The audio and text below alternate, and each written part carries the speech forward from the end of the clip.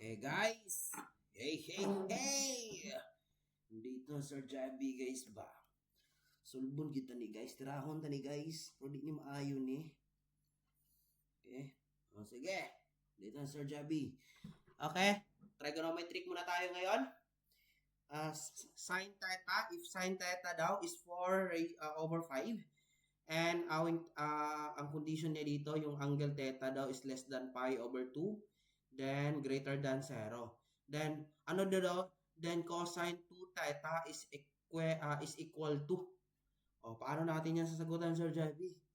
Kapag hindi natin dito alam, magdasal ka na lang. Di ba double angle to ng cosine? Paano naman ito? Di ba double angle yan ng cosine? Ano yung formula ng cos theta?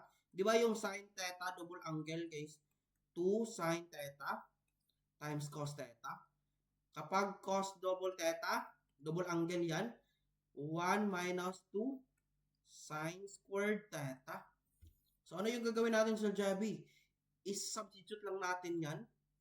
Ano yan? So, therefore, cos theta is equivalent to 1, 2, ano yon? 4 over 5 yung ating sin theta, then square natin yan. So, yan yung sagot. Using calculator.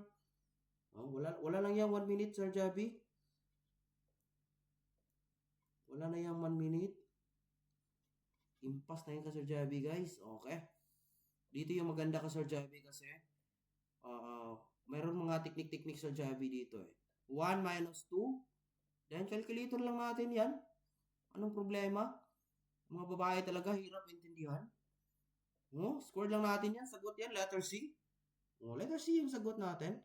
Ang problema lang kasi natin dito, kapag hindi natin alam yung mga identities natin, especially sin 2 theta, cos 2 theta, that is double angle. Meron din tayong tinatawag na half angle, okay? Ito, double angle, ito, cos, double angle ng cosine. So, yung formula ng double angle ng cosine, cos 2 theta is equal to 1, 2 sin squared theta. Then, kapag sinasubstitute lang natin yan, 4 over 5 sa sin. Square lang natin kasi naka-sin squared yan. So, ang sagot natin, negative 7 over 25. Answer, letter C. Again, answer, letter C. Shake. Papasa ba? Papasa. Okay, huwag mamawalan ng pag-asa. Ito yung ating goal. LPT, License, Professional Tambay. Okay.